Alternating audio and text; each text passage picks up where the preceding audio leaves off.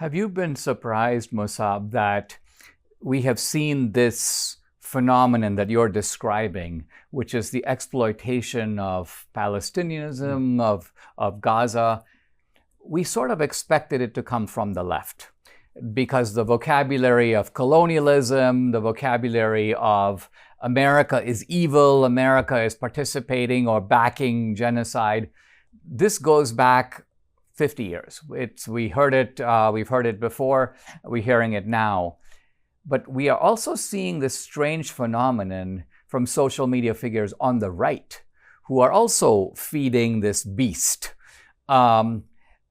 Do you think that the motive here is just opportunism? Is it just to become a social media sensation? Is it to tap into the vulnerability of a younger generation that has amnesia or doesn't even know what the world even looks or feels like? I mean, right. You and I have grown up in other cultures, so we know how things are on the ground, but the ordinary American following this kind of information, they're fed it, they don't know how to check it.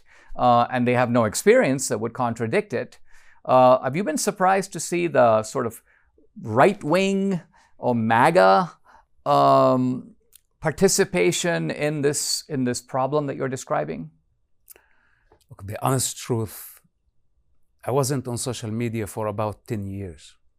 I just recently, when the war started, I had to open some accounts so I can communicate with the public. It's like I was in a coma somehow.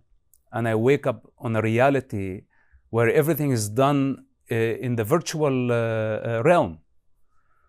And of course, not only opportunists, there are also wolves among the sheep.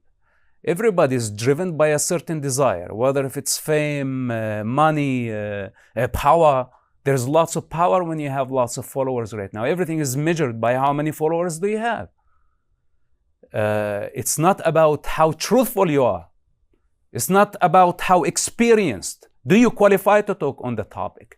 None of these people been even to the territory or to Gaza to understand the culture. They took sides. At the beginning, they started as anti-war activists, which is legitimate. I cannot cancel their right to say ceasefire. But when they turned into anti-Israel activists, generalizing and labeling the Jewish nation as genocidal, as colonizers, canceling their right to exist, demonizing, dehumanizing, and defaming. This is now a very, very dangerous take on the problem. Those who don't know the reality of the Middle East did not have the right to talk on the topic, but they did anyway. What's the outcome? More confusion, the spread of false narrative, and violence are connected.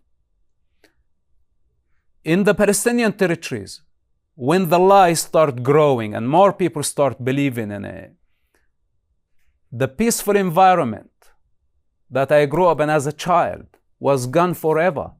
The moment they start saying globalize the intifada, the moment Abdullah Azzam and the other Muslim Brotherhood jihadists brought their ideology, it became bloodbath, mass shootings, assassinations, chaos. They sabotaged economy, education, and within no time, suicide bombing. More than 100 suicide bombing during the second intifada. This is what Palestinians did, and this was way before October 7.